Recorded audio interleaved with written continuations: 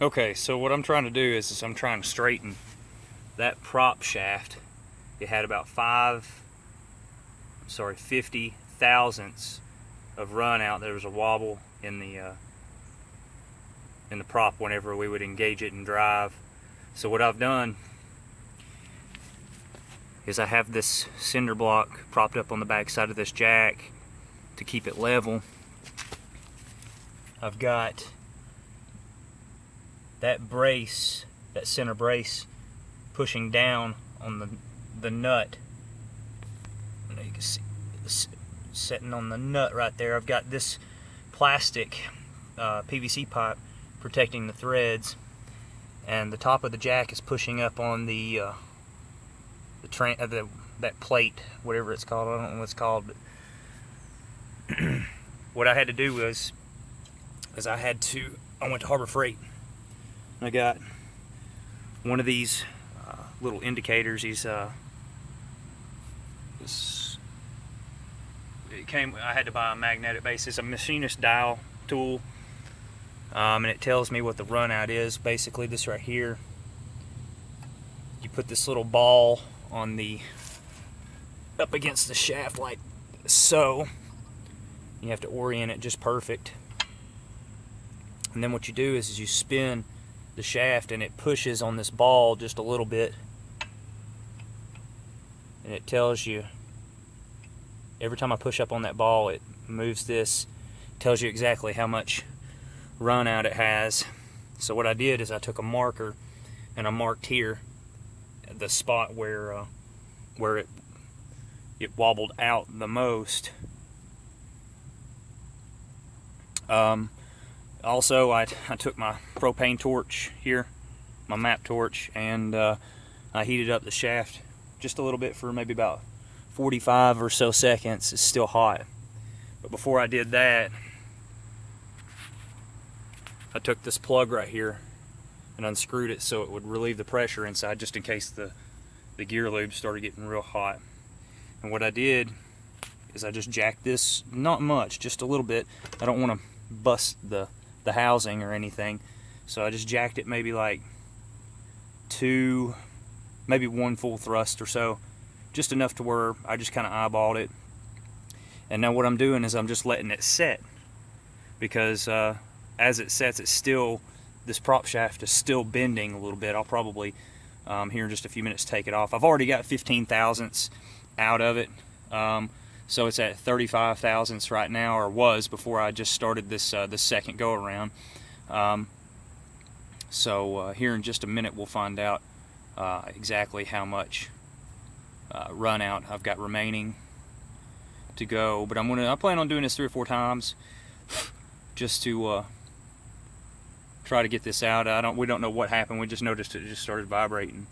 So I decided to check it out, and it was wobbly. So I'll go ahead, release the pressure on this, on the jack. I better move that dial indicator so it doesn't get crushed.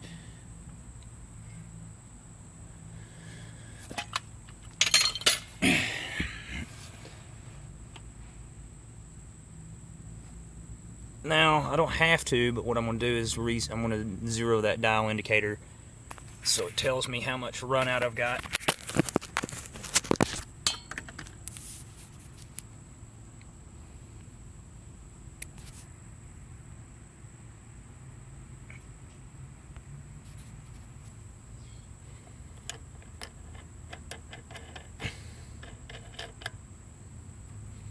I'll set it exactly where I had it to begin with.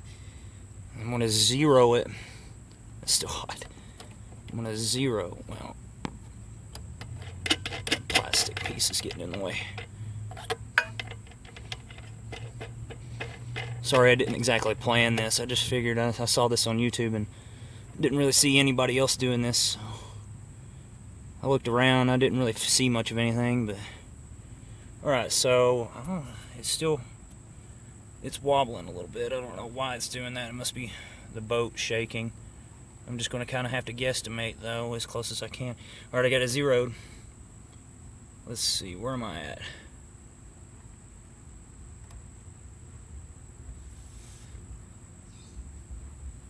Now I got about, looks about 8 1/1000ths. I've almost got this thing set. Awesome. That was more than I expected. Let's go to the other side and take all the zeros out.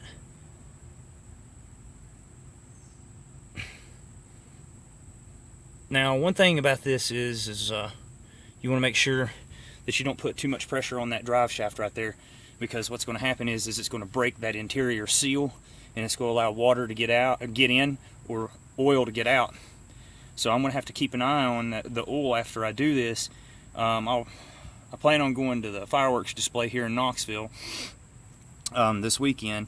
So I'm probably going to ride for about 5 miles, throw anchor, sit there for a while, and ride 5 miles or so back to the truck, and that should give me a test run to find out if the seal inside needs to be changed. I did check the gear lube before I did all this, just to make sure that the seal wasn't already broken. The liquid was not milky. If it is milky, or if water comes out, then you got a leak problem. You need to have a real professional look at this. But as of right now, there's nothing in it, and there's nothing coming out that I could tell.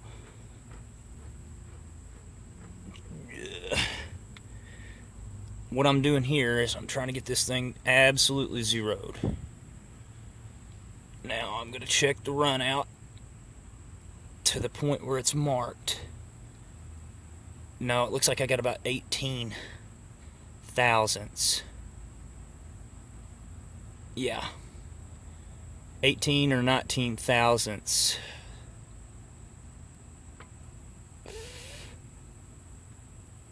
To go, but I started off and it was going to 50 thousandths, so I've only got just a little bit more to go. The first time it dropped from 50 to 35, and then the second time it dropped from 35 to 18. So I'll just go ahead and I'll do it one more time, or a couple more times really. Just do it real slow and take your time, and best of luck to you. Hope everything works out for you. Have a good day. Okay, like I said, so I started out with 50 thousandths of runout. Now I've got it to where I can't even tell if there is any more runout. Let me try to get you focused. Now I have to get my glove on because that shaft is still hot. Now, mind you, I realize that when it cools, it may flex a little bit, or it may, I don't know, it may mess up, maybe messed up. But you can see from earlier, that was the high. I went too far on the last one, and I ended up getting negative. From baseline, I had negative 10.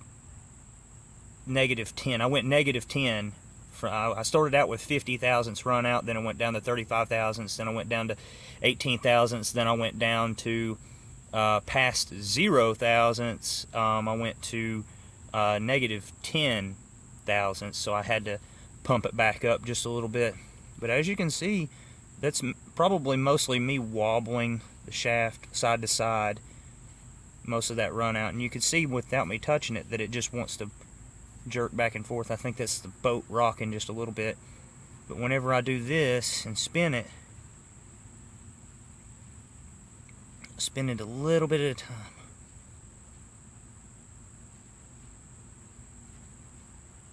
Somehow I got it close enough to where it's less than 2 thousandths run out.